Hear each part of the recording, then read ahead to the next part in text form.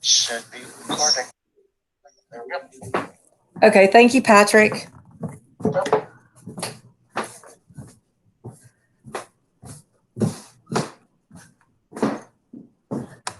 Okay, hey everybody, how are you? I just want to make sure that you can hear us. So Mr. AJ and Aline were sharing about. Hello.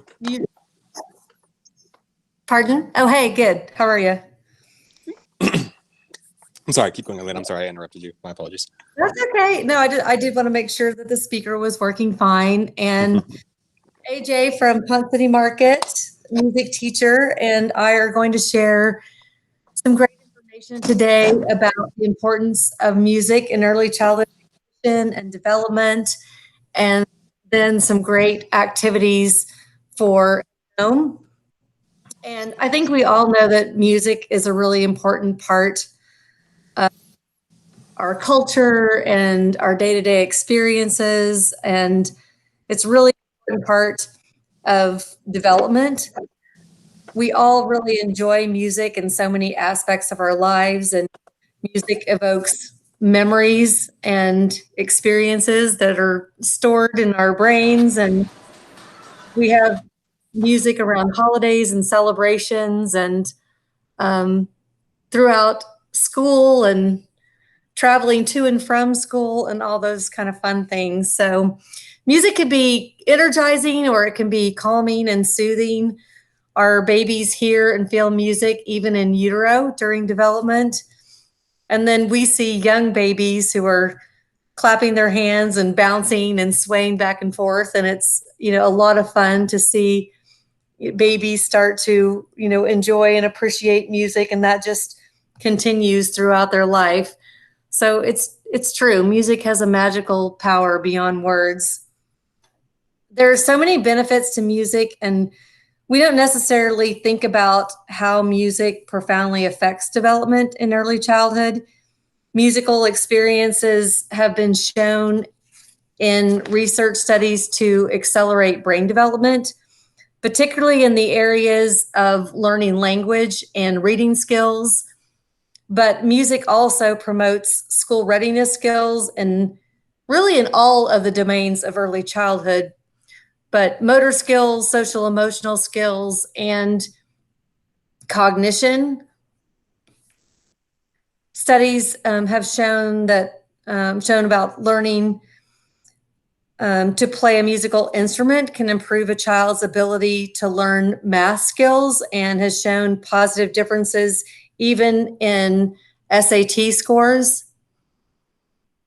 And music in early childhood provides opportunities to practice math concepts, counting, sequencing, symbolic math skills.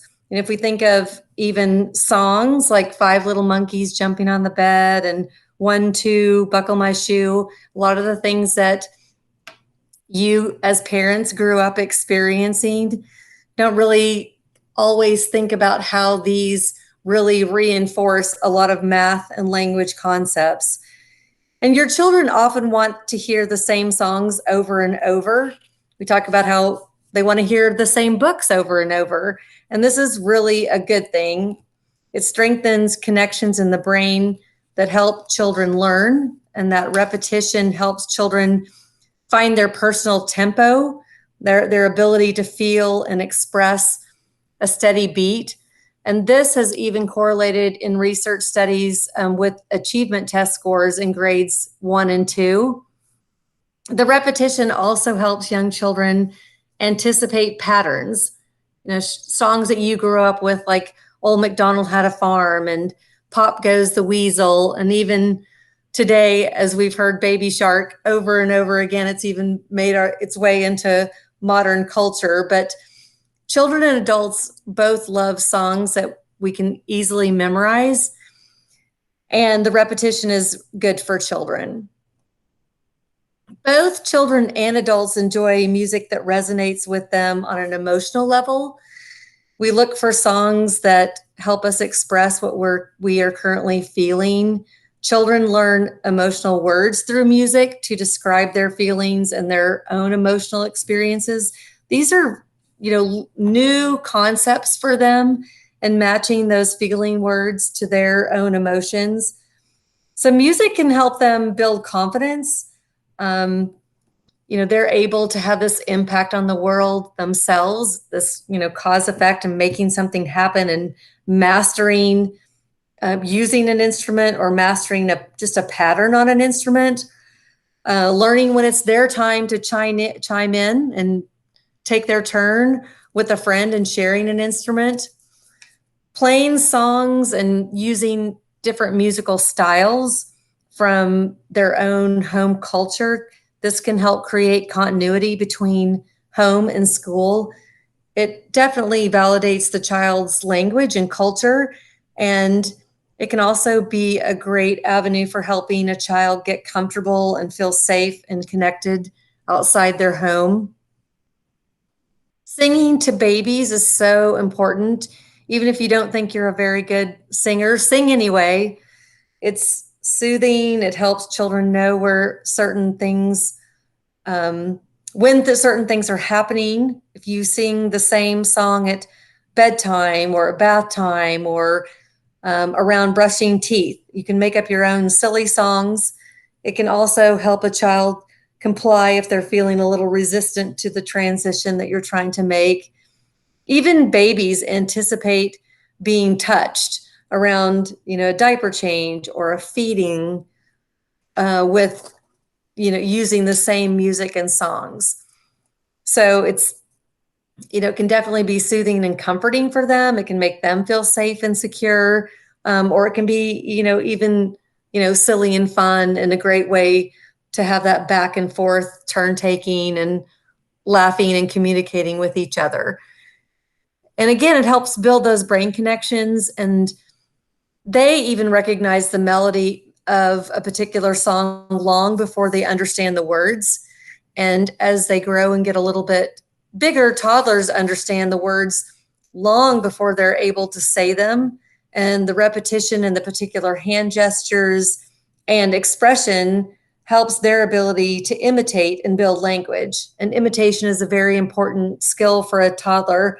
If we think about some of those songs that they enjoy, like Open, Shut Them, Eensy Weensy Spider, The Wheels on the Bus, all of those things offer a great opportunity for the repetition of the words, the hand motions, and the imitation, and hearing those same songs over and over. Peekaboo and Pat a Cake, I just want to mention because, they're not songs and music, but they're universal expressions that we all do and with babies, and they're important for their development in the same way with the imitation and the anticipation of something that's familiar. It also allows them an opportunity to bring their hands together to the center of their body, what we call bringing hands to midline. And music and movement just naturally go together. We know that. It's definitely a whole body experience. It helps build gross motor skills. Of course, the natural thing to do is, like I said, babies start bouncing and swaying back and forth. And, gradually young children love to dance, and that helps them build balance and coordination and body awareness. If we think about another song that we hear all the time, head, shoulders, knees, and toes, we all grew up with that. But think about how your children are learning body parts and where those body parts are and the coordination of all those movements.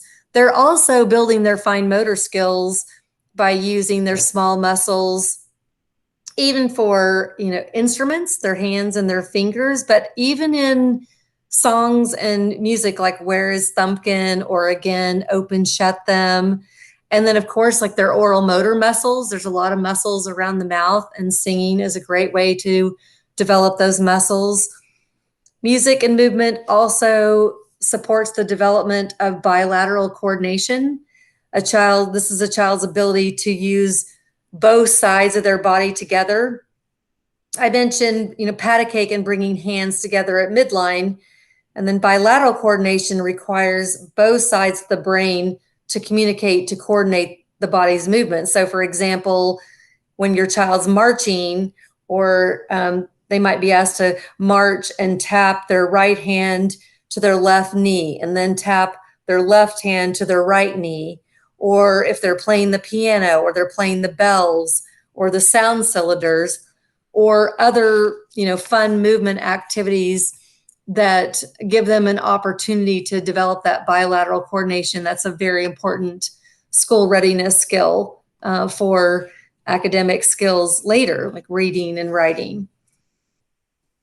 So the message for today is really to bring music and movement together with your children in ways that you enjoy and that you enjoy as a family. It's a great thing that you can do individually or all of you together. It's good for you and it's good for your child.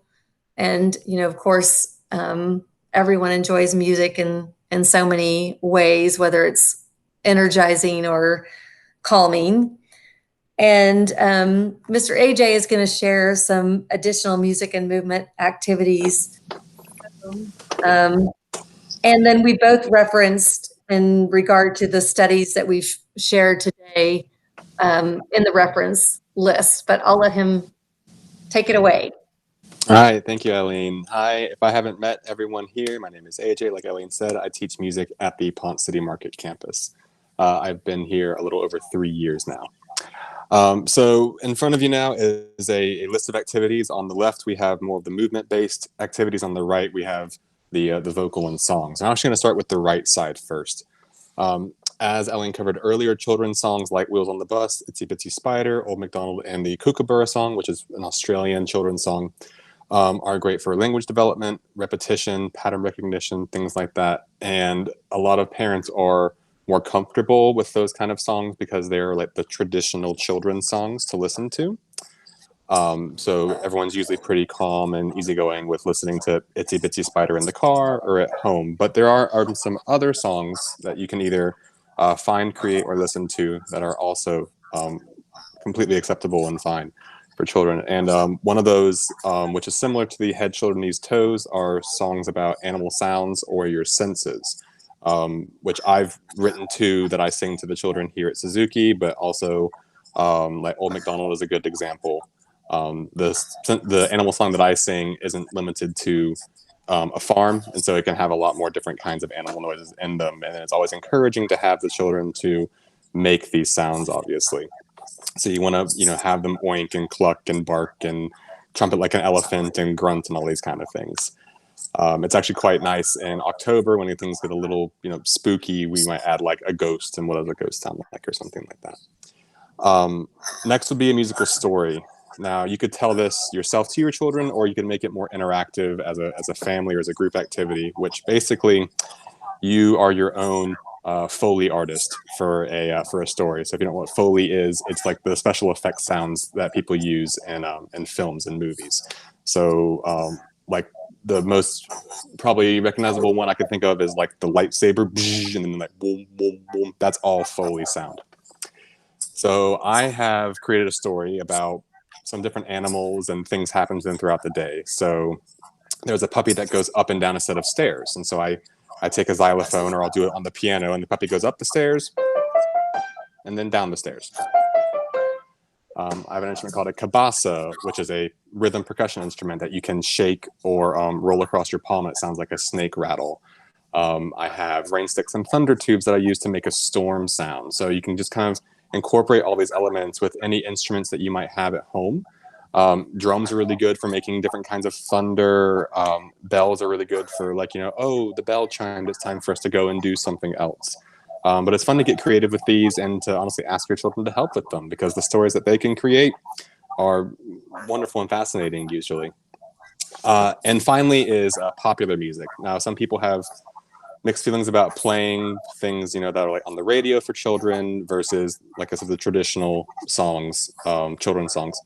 As long as there's, obviously like no profanity and the content of the music is acceptable to you, especially since you're the parent, then it's absolutely fine to play popular music. And these are some examples of songs that I play in class. And I chose, when I first started, to sing songs like this versus Wheels on the Bus and the Itsy Bitsy Spider, because in their classrooms, either during circle times in their classrooms with their teachers, or maybe even sometimes during work cycle, or when they're outside, they will hear all of these Wheels on the Bus and Kookaburra and Itsy Bitsy Spider songs most of their day. So I wanted them to have something a little bit more refreshing when they came and saw me, or when I came and saw them.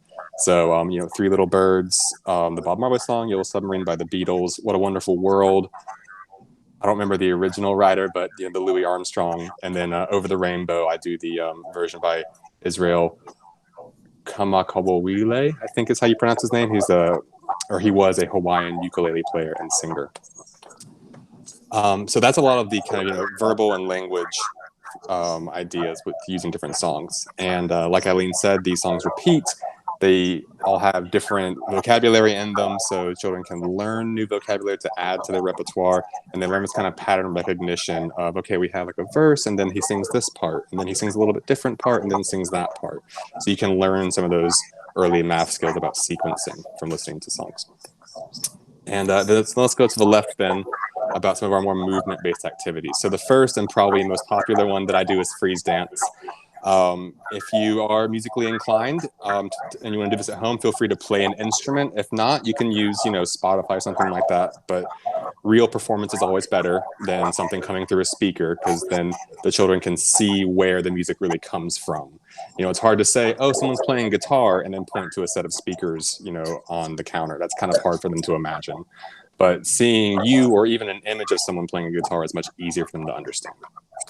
So freeze dance is quite simple. It's kind of like a take on red light, green light. When the music plays, they can dance or move around the room, and then when the music stops, they have to freeze like statues. Oftentimes, younger children, toddlers, children who are just starting to walk or getting a little more coordinated, will kind of take a little bit longer to stop, and then maybe look around to see if anyone noticed them. Older children who are much more coordinated will often challenge themselves by maybe trying to stand on one foot, or maybe balance on like one foot and an arm or something like that. But all about building that motor, that gross motor control in their bodies. The next two, the peace activity balance and the walk the line, kind of go together. They are adaptations from peace activities in the Montessori classroom. The balance one is all about, again, gross motor control and how calmly they can move their bodies.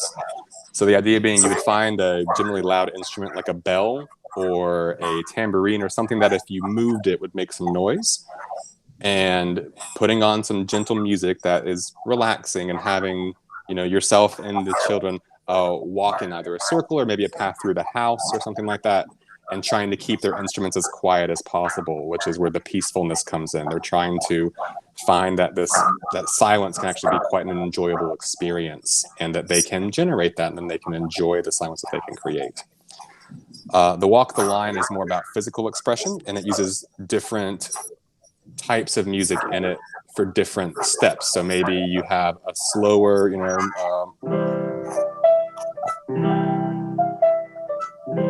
for walking, and so the children will walk in a circle around that. But then you have something like for a marching, and then maybe something really quick, like horses galloping, for a skipping or a galloping motion. And you would cycle through these different either songs or styles of playing, and then as the children hear them, they would react to them by moving their bodies in these different ways. Taiko drumming, our next one, is a style of, I don't want to get this wrong, but I believe it's a style of Japanese drumming, which is tied very closely to movement and spoken words.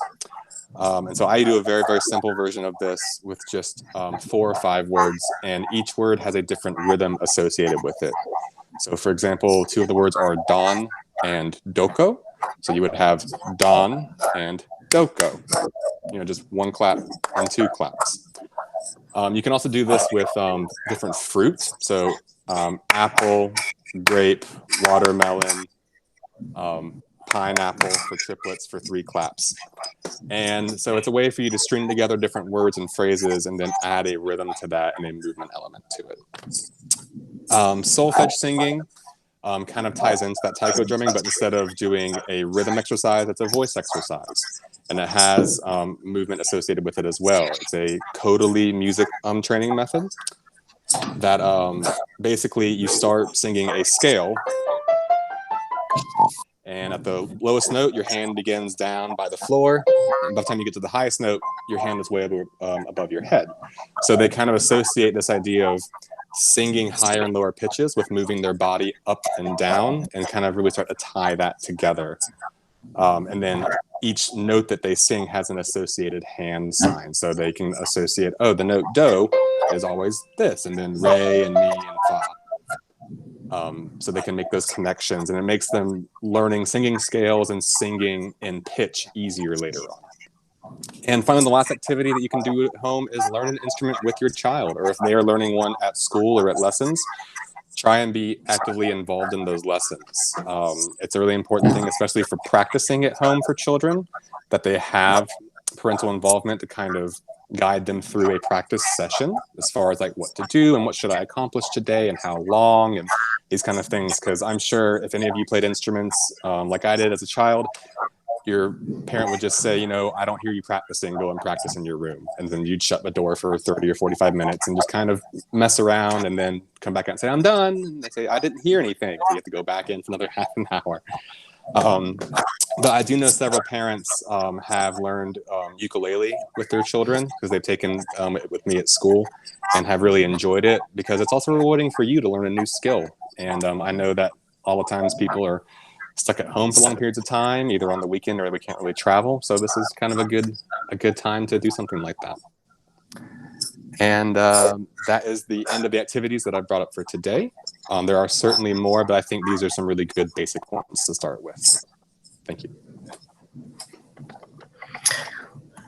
And here are references, if you're interested in any of the studies or articles. And hope you enjoyed this segment about music, and also music and movement together. Does anybody have any questions or anything they'd like to ask? No questions, but thanks so much. It's really, really helpful. Oh, good. Thanks for coming. And yeah, I think all of these are really interesting, and it's fun to dig a little deeper into these topics. Yeah, it's funny. I was laughing when you were saying, you know, don't worry if you can't sing. I can't sing at all, but I've got a 2-month-old now, plus our older daughter, and she loves when I sing, and she's the only one in the world, but.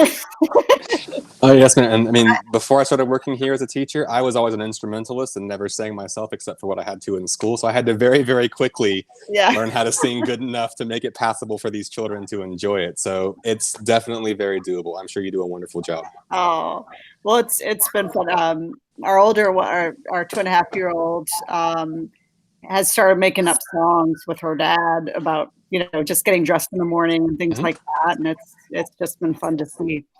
So anyway, thank you. Of course.